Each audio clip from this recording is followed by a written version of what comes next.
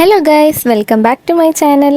ഇന്ന് നമ്മുടെ കുഞ്ഞിച്ചക്കൻ്റെ നെയ്മിങ് സെറിമണിക്കുള്ള ഒരു കുട്ടി ഷോപ്പിങ്ങിനായിട്ട് ഇറങ്ങിയിരിക്കുകയാണ്. ഞാനും അമ്മയും തക്കടും കൂടിയിട്ടാണ് പോകുന്നത്. നമ്മുടെ കഥാനായകനാണ് അമ്മയുടെ കയ്യിലിരിക്കുന്നത്. അവനെ കൂട്ടാണ്ട് ഇപ്പോൾ എങ്ങോട്ടും നമുക്ക് പോകാൻ പറ്റില്ലല്ലോ. ഇനി ഇവിടെ ഞങ്ങളുടെ എല്ലാ യാത്രകളിലും അവനുണ്ടാവും കൂടെ. ബൈ ദ ബൈ, അമ്മയുടെ മുഖത്ത് ഒരു ലേശം പൗഡർ കൂടുതലാണോ എന്നൊരു സംശയം. സാരില്ല, നമുക്ക് തുടച്ചു കൊടുക്കാം. ആ വെപ്രാളത്തിൽ കണ്ണാടി നോക്കാൻ മറന്നുപോയി എന്ന് തോന്നണേ. പക്ഷെ ഞാൻ ഇപ്രാവശ്യം കുറച്ച് അധികം നേരം കണ്ണാടി നോക്കി നിന്നിട്ടുണ്ട്. കാരണം ഡെലിവറി കഴിഞ്ഞതിന് ശേഷം കുറേ നാളുകൾ കഴിഞ്ഞിട്ടാണ് ഒന്ന് പുറത്തേക്ക് ഇറങ്ങുന്നതും ഒന്ന് മേക്കപ്പ് ചെയ്യുന്നതൊക്കെ. അതുകൊണ്ട് തന്നെ ലിപ്സ്റ്റിക്കൊക്കെ ഞാൻ കുറച്ച് വാരി കോരി തന്നെ ഇട്ടിട്ടുണ്ട്. അതൊക്കെ അവിടെ നിൽക്കട്ടെ, നമുക്ക് നമ്മുടെ കാര്യത്തിലേക്ക് കിടക്കാം. ആദ്യം തന്നെ ഞങ്ങൾ പോയിട്ടുള്ളത് ഒരു ജ്വല്ലറിയിലേക്കാണ്. മോൻ്റെ നെയ്മിങ് സെറിമണിക്ക് വേണ്ടിയിട്ടുള്ള ജ്വല്ലറി പർച്ചേസിനാണ് വന്നിട്ടുള്ളത്. സ്വർണത്തിനൊക്കെ ഇപ്പം എന്താ വില. അതുകൊണ്ട് ഓരോ ദിവസവും സ്വർണത്തിന് വില കുറഞ്ഞോ എന്ന് ചോദിച്ചുകൊണ്ടിരിക്കലായിരുന്നു അമ്മയുടെ മെയിൻ പണി.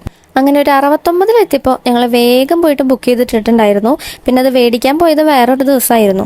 ഞങ്ങൾ മേടിക്കാൻ പോയ ദിവസം ഗോൾഡിന് 71 72 റേറ്റ് ഉണ്ടായിരുന്നു കേട്ടോ. പക്ഷെ നമ്മൾ നേരത്തെ ബുക്ക് ചെയ്തിട്ടുകൊണ്ട് നമുക്ക് അതേ റേറ്റിന് തന്നെ മേടിക്കാൻ പറ്റി. മോൻ നല്ല സുഖമായിട്ട് അമ്മയുടെ തോളിൽ കിടന്ന് ഉറങ്ങാണ്. അവനിങ്ങനെ എടുത്തോണ്ടിരുന്നാൽ അവനെ എത്ര നേരം വേണമെങ്കിലും ഉറങ്ങിക്കോളും. എന്നാൽ ബെഡിൽ വെച്ച് കഴിഞ്ഞാലോ അപ്പം എണീറ്റ് കരയും. ആ നല്ല ശീലം അവനും പഠിപ്പിച്ചു കൊടുത്തത് ഈ കാണുന്ന എൻ്റെ പ്രിയപ്പെട്ട സഹോദരിയാണ്. ഡെലിവറി മാർച്ചിലായതുകൊണ്ട് ഏപ്രിൽ മെയ് ഒക്കെ വെക്കേഷൻ ആണല്ലോ. അതുകൊണ്ട് ഫുൾ ടൈം ഇവളുടെ കയ്യിലാണ് കുട്ടി ഉണ്ടായിരുന്നത്. അതുകൊണ്ട് ആ സമയത്തുള്ള മോൻ്റെ ഒരു കാര്യങ്ങളും എനിക്ക് അറിയേണ്ടി വന്നിട്ടില്ല. അവൻ്റെ എല്ലാ കാര്യങ്ങളും അവൾ ഏറ്റെടുത്ത് ചെയ്യുന്നുണ്ടായിരുന്നു. അതിന്റെ കൂടെ അവൾ എനിക്ക് തന്ന ഒരു പണിയാണ് ഈ എടുത്തുകൊണ്ട് നടക്കല്. ഏതു നേരം എടുത്തുകൊണ്ട് നടന്ന് ഇപ്പൊ അവനെ താഴെ വയ്ക്കുന്നത് അവന് അലർജിയാണ്. അതുകൊണ്ട് ഇപ്പം എന്തായി, 2 മാസത്തെ വെക്കേഷൻ കഴിഞ്ഞ് അവൾ കോട്ടയത്തേക്ക് തിരിച്ചു പോവുകയും ചെയ്തു. എൻ്റെ നടുവിൻ്റെ കാര്യത്തിൽ ഒരു തീരുമാനമായി. കുറച്ച് കഴിഞ്ഞപ്പോൾ നമ്മുടെ കക്ഷി എണീറ്റിട്ടുണ്ട്. സാധാരണ ഉറക്കം എണീറ്റ് കഴിഞ്ഞ് കഴിഞ്ഞാൽ ഒരു കരച്ചിൽ പതിവാണ്. പക്ഷെ ഇന്ന് എന്തോ ഉറക്കെണീറ്റ് നോക്കിയപ്പോൾ മൊത്തത്തിലൊരു ലൈറ്റ് സെറ്റപ്പ് ഒക്കെ കണ്ട കാരണം തോന്നുന്നു ആളാകെ അന്തം വിട്ട് നോക്കിയിരിക്കുകയായിരുന്നു. എണീറ്റ് കഴിഞ്ഞാൽ പിന്നെ അവനെ എടുത്തുകൊണ്ട് നടക്കുന്നവർക്ക് ഇരിക്കാനുള്ള യോഗം ഉണ്ടാവില്ല. എടുത്തുകൊണ്ട് നടക്കുക തന്നെ വേണം. അങ്ങനെ കുറച്ചു നേരം തക്കുടും എടുത്തുകൊണ്ട് നടന്നു. അത് കഴിഞ്ഞപ്പോൾ ഞാനാണ് എടുത്തുകൊണ്ട് നടക്കുന്നുണ്ടായിരുന്നത്. അമ്മയാണെങ്കിൽ അവിടെ ഗോൾഡ് സെലക്ട് ചെയ്യാനുള്ള തിരക്കിലായിരുന്നു. അതുകൊണ്ട് അമ്മ അവിടെ ഇരുന്നു. അങ്ങനെ കുറേ നേരമൊക്കെ അവിടുത്തെ കാഴ്ചകളൊക്കെ കണ്ട് അങ്ങോട്ടും ഇങ്ങോട്ടൊക്കെ നടന്നെങ്കിലും കുറച്ച് കഴിഞ്ഞപ്പോൾ ആളുടെ സ്വഭാവമൊക്കെ പാടെ മാറി തുടങ്ങി. ഞങ്ങൾക്ക് വിശക്കാൻ തുടങ്ങി ഗൈസ്. വിശന്ന് കഴിഞ്ഞാൽ പിന്നെ അവിടെ വൻ അലമ്പായിരിക്കും. ജ്വല്ലറിയിൽ ഫീഡിംഗ് റൂം ഉണ്ടാവുമെന്ന് എനിക്ക് നല്ല ഡൗട്ടായിരുന്നു. പിന്നെ അവന്റെ കരച്ചിൽ കേട്ടിട്ട് അവരിങ്ങോട്ട് പറഞ്ഞു ഫീഡിംഗ് റൂം ഉണ്ട്, ഫീഡ് ചെയ്തോളൂന്ന്. അതുകൊണ്ട് ഭാഗ്യത്തിന് ഞങ്ങൾ രക്ഷപ്പെട്ടു. അല്ലെങ്കിൽ അവൻ ആ ജ്വല്ലറി തല തിരിച്ചിട്ടേനെ. Feeding room മുകളിലായിരുന്നു. അപ്പൊ ഞാനും തക്കുടും കൂടിയിട്ട് അവനെ ഫീഡ് ചെയ്യാനായിട്ട് മുകളിലേക്ക് പോയി. തിരിച്ചു വരുമ്പോഴേക്കും അമ്മ ഏതാണ്ട് എല്ലാ സംഭവങ്ങളും സെലക്ട് ചെയ്തിട്ട് കാൽക്കുലേഷൻ പരിപാടികൾക്ക് എത്തിയിട്ടുണ്ടായിരുന്നു. പാലൊക്കെ കുടിച്ച് വയറ് നിറഞ്ഞപ്പോൾ നമ്മുടെ കുഞ്ഞുമണിക്ക് ഇനി ഉറങ്ങാനുള്ള മൂഡിലാണ്. അപ്പൊ മേമ അവനെ കഥയൊക്കെ പറഞ്ഞ് ഉറക്കാനുള്ള ഒരു ശ്രമത്തിലാണ്. നല്ല മൂഡിലാണെങ്കിൽ ഇതുപോലെ കഥയൊക്കെ പറഞ്ഞു കൊടുത്തു കഴിഞ്ഞാൽ അവൻ നമ്മളിങ്ങനെ നോക്കിയിരുന്ന് ചിരിക്കൊക്കെ ചെയ്യും. നല്ല മൂഡിലാണെങ്കിൽ മാത്രം. അങ്ങനെ കഥയും വിശേഷമൊക്കെ പറഞ്ഞു തീരുമ്പോഴേക്കും മോനുറങ്ങി. ഇനി അടുത്ത കലാപരിപാടി മേമയ്ക്ക് കാതുകുത്താണ്. 1 2 3-ാമത്തെ കുത്താണ് മേമ ഇന്ന് കുത്താൻ പോകുന്നത്. അതും കാതിന്റെ മുകളിലായിട്ട് നമ്മളൊരു സ്റ്റഡ് കുത്തില്ലേ, എന്താ പറയാ, ബുഗഡിന്നോ അങ്ങനെ എന്തോ ആണ് പറയുന്നത്. എനിക്ക് കറക്റ്റ് പ്രൊനൗൺസിയേഷൻ അറിയില്ല.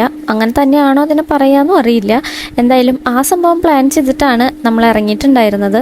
അവിടെ എത്തി ഈ കുത്താണ് അവൾക്ക് വേണ്ടതെന്ന് പറഞ്ഞപ്പോൾ അവിടെയുള്ളവർ പറഞ്ഞു ഇത് കുറച്ച് പെയിൻഫുൾ ആണ് എന്ന് പറഞ്ഞത് കേട്ടതും ടപ്പേ എന്ന് പറഞ്ഞിട്ട് മേമയുടെ തീരുമാനം അങ്ങോട്ട് പെട്ടെന്ന് മാറ്റി. പിന്നെ അവൾക്ക് തീരെ പേടിയില്ലാത്തതുകൊണ്ട് വലിയ റിസ്ക് എടുക്കാനൊന്നും പോയില്ല. സെക്കൻഡ് സ്റ്റഡിന്റെ തൊട്ട് മുകളിലായിട്ട് ഒരു സ്റ്റഡും കൂടിയും കുത്തി. അത് കുത്തിയപ്പോൾ തന്നെ ഒരു 5 മിനിറ്റ് നേരത്തേക്ക് സ്റ്റക്കായി ഇരിക്കുകയായിരുന്നു. കിളികളെല്ലാം ഒരുമിച്ച് പറന്നു പോയി എന്നാണ് അവൾ പറയുന്നത്. അവള് കുത്തുന്നത് കണ്ടപ്പോൾ എനിക്കൊരാഗ്രഹം വന്നിട്ടുണ്ടായിരുന്നു 3rd സ്റ്റഡ് കുത്താനായിട്ട്. പക്ഷെ ഞാൻ കുത്താന്ന് വിചാരിച്ചു വരുമ്പോഴേക്കും ആ ചേട്ടന്റെ പാട്ടിന് പോയി. അതുകൊണ്ട് എൻ്റെ ആ ഒരു ആഗ്രഹം ഞാൻ താൽക്കാലികമായി മാറ്റിവെച്ചു. ഇനി നമ്മളിവിടുന്ന് നേരെ പോകുന്നത് ഡ്രസ്സ് എടുക്കാനായിട്ടാണ്. ഡ്രസ്സ് എടുക്കാൻ ജയലക്ഷ്മിയിലേക്കാണ് പോകുന്നത്. വണ്ടിയിൽ കയറി ഇരുന്ന് കഴിഞ്ഞാൽ ടുട്ടുമണിക്ക് ഇതുപോലെ പുറത്തെ കാഴ്ചകളൊക്കെ കണ്ടിരിക്കാനായിട്ട് നല്ല ഇഷ്ടമാണ്.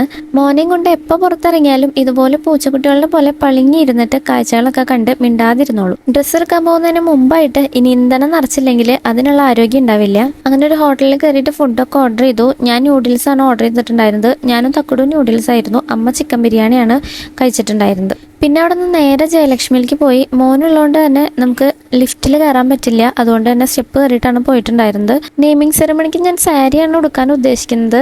ഈ സാരി എന്നെ വല്ലാണ്ട് അങ്ങോട്ട് അട്രാക്ട് ചെയ്തിട്ടുണ്ടായിരുന്നു. ആ കളറും നല്ല അടിപൊളി കളറായിരുന്നു. പക്ഷെ എൻ്റെ മനസ്സിലുണ്ടായിരുന്ന പ്ലാൻ ഇതല്ലാത്തതുകൊണ്ട് ഞാൻ ആ സാരീനെ അവിടെ മാറ്റി വെച്ചു. പിന്നെ എപ്പോഴെങ്കിലും നമുക്കത് എടുക്കാൻ യോഗ ഉണ്ടെങ്കിൽ എടുക്കാമെന്ന് വിചാരിച്ചു. ഞാൻ ഉദ്ദേശിച്ച ബ്ലൗസിൻ്റെ കളറ് ആ സാരിയുടെ കളറായിരുന്നു കേട്ടോ. പർപ്പിളാണ് ഞാൻ ഉദ്ദേശിച്ചിട്ടുണ്ടായിരുന്നത്. ഗോൾഡൻ സാരിയും പർപ്പിൾ കളർ ബ്ലൗസാണ് സാരികളാണ് എനിക്ക് വേണ്ടിയിരുന്നത്. അപ്പോൾ ഗോൾഡൻ സാരികളാണ് ഞാൻ മാറി മാറി നോക്കിക്കൊണ്ടിരുന്നത്.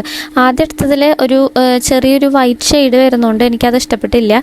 പിന്നെ ഞാൻ അടുത്തൊരു ഗോൾഡൻ സാരി എടുത്തപ്പോൾ അതെനിക്ക് നന്നായിട്ട് ഇഷ്ടപ്പെട്ടിട്ടുണ്ടായിരുന്നു. പിന്നെ അത് സെലക്ട് ചെയ്തു. എൻ്റെ സാരി പെട്ടെന്ന് തന്നെ സെറ്റായിട്ടുണ്ടായിരുന്നു. പിന്നെ ബ്ലൗസ് കിട്ടാനാണ് കുറച്ച് ടൈം എടുത്തത്. എൻ്റെ സാരിയൊക്കെ എടുത്ത് കഴിഞ്ഞപ്പോൾ പിന്നെ ഇനി അമ്മയ്ക്കുള്ള സാരി സെലക്ഷൻ ആയിരുന്നു. ബൈ ഈ ഡ്രസ്സ് ഞാൻ ഇവിടെ നിന്ന് തന്നെ എടുത്തതാണ്. നന്നായിട്ടുണ്ടല്ലേ, എനിക്ക് നല്ല ഇഷ്ടപ്പെട്ടു. അപ്പം ഞാൻ അതിങ്ങ് എടുത്തു. അമ്മ അവിടെ സാരി സെലക്ട് ചെയ്തുകൊണ്ടിരിക്കുന്ന ടൈമിൽ നമ്മുടെ കുഞ്ഞുമണി വീണ്ടും എണീറ്റിട്ടുണ്ടായിരുന്നു. അപ്പം ഞാനും തക്കടും കൂടിയിട്ട് അവനെ വീണ്ടും ഫീഡ് ചെയ്യാനായിട്ട് പോയി. ഫീഡിംഗ് റൂമിൽ മിറർ ഉണ്ടായിരുന്നുകൊണ്ട് മിറർ സെൽഫി എടുക്കാൻ ഞങ്ങൾ മറന്നിട്ടുണ്ടായിരുന്നില്ല. അതിൻ്റെ പ്രവർത്തനമാണിത്. പിന്നെ ഡെലിവറിക്ക് ശേഷം വയറെങ്ങനെയാണ് കുറച്ചേന്ന് ചോദിച്ചിട്ട് എനിക്കൊരു മെസ്സേജ് വന്നിരുന്നു. എൻ്റെ വയറ് എങ്ങോട്ടും പോയിട്ടില്ല ഗൈസ്. എനിക്കിതാ ഇത്രയും വയറ് ഇപ്പോഴും ഉണ്ട്. ഇനി എപ്പോഴെങ്കിലുമൊക്കെ അത് കുറയും എന്നൊരു ശുഭാപ്തി വിശ്വാസത്തോടെ നിർത്തട്ടെ. അപ്പോൾ ഇത്രയുള്ളൂ ഗൈസ്. ബായ്.